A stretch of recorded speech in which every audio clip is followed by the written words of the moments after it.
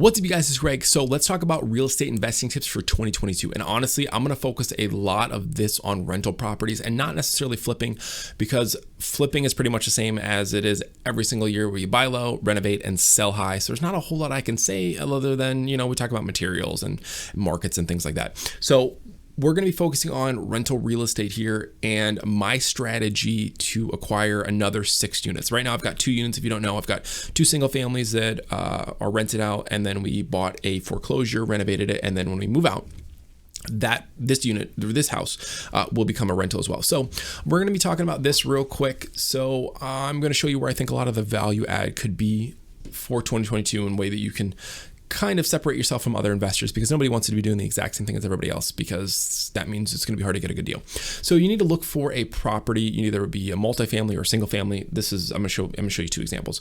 This multifamily, let's just say it's been owned by the same person for 15, 20, 30 years. Those are going to be where the value adds are, because these owners are older. They don't necessarily want to go through the hassle of raising rents. The property's already paid off.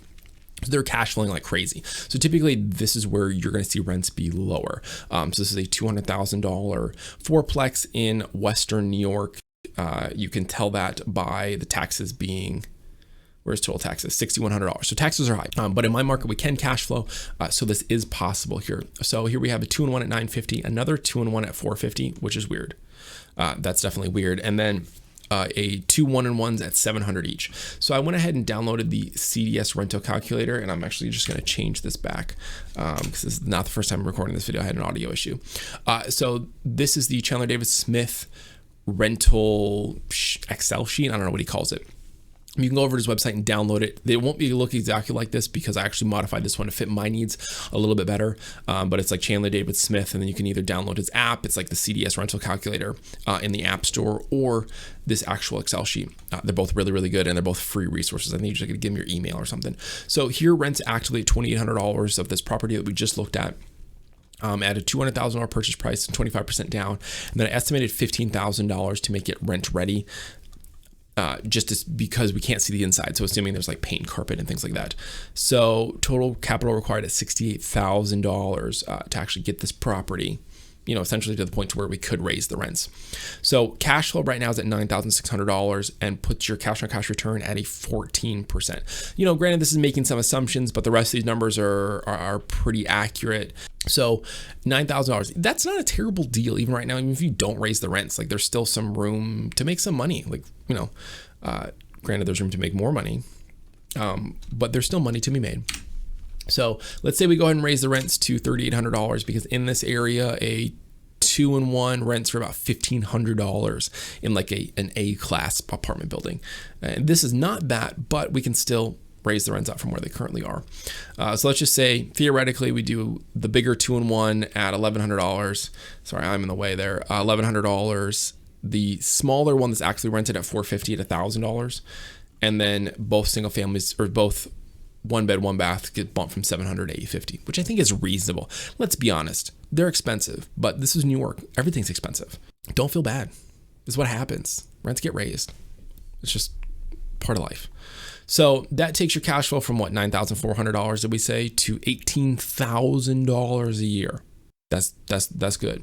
So that makes it at $1,500 a month in cash flow just from this property, and $375 a door, which is pretty solid. It's a pretty solid amount of cash flow there, and put your cash on cash return at 26%. So I think that's going to be where a lot of value add is, when it comes to multifamily, is buying at like a relatively good deal, and then just raising the rents, like obviously making sure that you can, like, there's that spread there between where you buy to where the owner can't sell it for more because the rents are only where they actively are. And then you going in and then taking the time to raise the rents. And if it calls for getting in new tenants, doing a little bit of renovation, things like that. So I think that's where going to be a lot of value add is. And if you don't want to do multifamily, you want to do single family, you can do what I did. And this is actually one of my most recent rental property, my second one. We bought it. We paid $85,000 for this. We got about $10,000, $11,000 in rehab. I'm just going to flip through the pictures real quick. These are the before renovation pictures. So it obviously looks a lot nicer than it does right now, but I didn't, think that it mattered that much if I showed it to you. So essentially we just bought this. This is pretty much a paint and carpet renovation. We put in a new kitchen, and then updated the bathroom a little bit. And so that's an option when you go to a single family. Like let's say you don't want to do a multifamily and you want to do a single family because you want to have the option to either rent it, to flip it, or like to maybe even move into it if you want to. I think there's a lot of options with single family homes. Not everybody's into single family homes when it comes to real estate investing, and not everybody's into multifamily homes. It's kind of like it's a weird thing. I started in single family because it's easier for me to calculate the numbers. And then now I think I'm gonna start moving into multifamily. And then here are the numbers for that single family home, that one that I just showed you. It rents at $1,800 a month.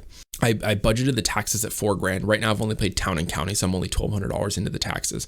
So I don't know what school it's gonna be because I don't actually have a mortgage on the property because I'm not eligible to cash out refinance yet. I think I gotta wait another 4 months. So right now there's no mortgage payment and the taxes are estimated. But I think $4,000 is very, very safe. Insurance is at $79, and then management, that's how much manager charges me, is $150, which I think is like 8.5%. Reserves at $200 for just maintenance and things like that.